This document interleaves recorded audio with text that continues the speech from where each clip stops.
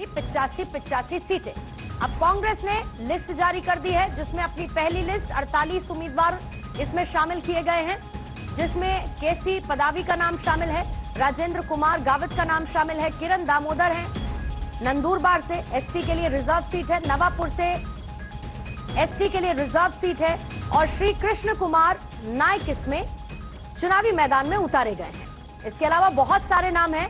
आदिति मेरी सहयोगी इस पर और ज्यादा जानकारी के साथ इस वक्त जुड़ चुकी है।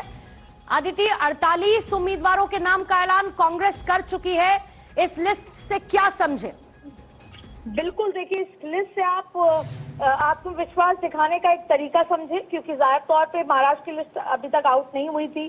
कांग्रेस ने ये सूची जारी की है और जब कल ये 85 का फॉर्मूला तय हुआ, उसके बाद नाना पटोले से लेकर जो अभी प्रभारी हैं उन्होंने भी जो सर्वे किया, तमाम तरीके के नाम निकले। जिताऊ उम्मीदवारों की लिस्ट कांग्रेस के लिहाज से है। जिताऊ के साथ साथ देखिए रिजर्व सीटें भी इसमें आई हैं और ये भी देखा गया है कि कौन है जो स्ट्राइक रेट को अच्छी बना सकता है, क्योंकि ये बहुत बड़ा मौका है। जब 85 पे चुनाव लड़ा जा रहा है, ऐसे में ये कांग्रेस खुद अपनी इंटरनल जो अलायंस का प्रेशर भी है कि किस तरीके से कांग्रेस को बेहतर से बेहतर प्रदर्शन करना है, क्योंकि जिसका प्रदर्शन बेहतर नहीं हुआ इक्वल सीटों पर भी, इक्वल सीटें बंटने पर भी, तो जाहिर तौर पे अगर ऊंच नीच होती है, चूक होती है, तो हार का ठीकरा उस पार्टी पे फूटेगा। कांग्रेस इन 85 सीटों पर विनेबिलिटी के लिहाज से, सर्वे के लिहाज से और संगठन के लिहाज से, पुराने कार्यकर्ता के लिहाज से और उसके साथ साथ कौन जातीय समीकरण में फिट बैठ रहा है, उसको टिकट देने का पूरा प्रयास यहाँ पर किया गया है।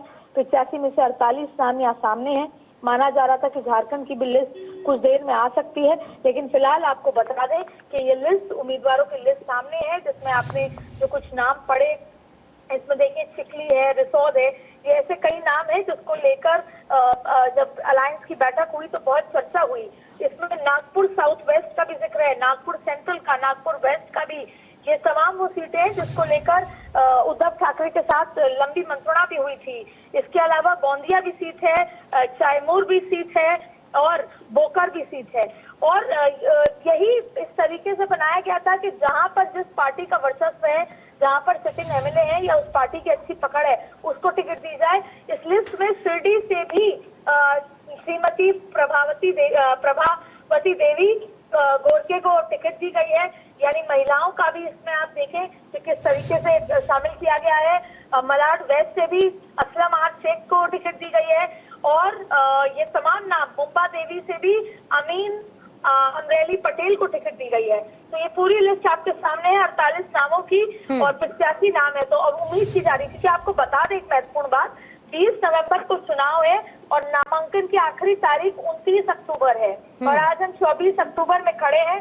तो जाहिर तौर पे कल परसों में माना जा रहा है कि अगली सूची पेश की जाएगी और ऐसे में गनीमत है कि कांग्रेस अक्सर नामांकन के एक दिन पहले सूची जारी करती है, लेकिन अभी फिलहाल जो पहली सूची जारी की है वो आज 24 को कर दी है। 29 अक्टूबर को नामांकन का आखिरी तारीख है और 30 नवंबर को चुनाव की तारीख। लेकिन इतना डिले की वजह आदिति क्या लगती है आपको कि एक कंसेंसस नहीं बन पा रहा था, क्योंकि फॉर्मूला नहीं निकल पा रहा था कि किस तरीके से सीट शेयरिंग करें, और जो बचे हुए नाम हैं उनको लेकर भी अभी बहुत लास्ट मिनट इंतजार किया, वेट एंड वॉच की सिचुएशन में कांग्रेस?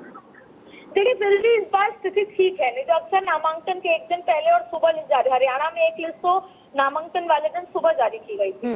तो कई बार प्रत्याशी, कई बार सिफारिशें, जैसे हरियाणा में शैलजा गुट और हुडा गुट और सुरजेवाला गुट और दिल्ली का गुट और हरियाणा के प्रदेश कमेटी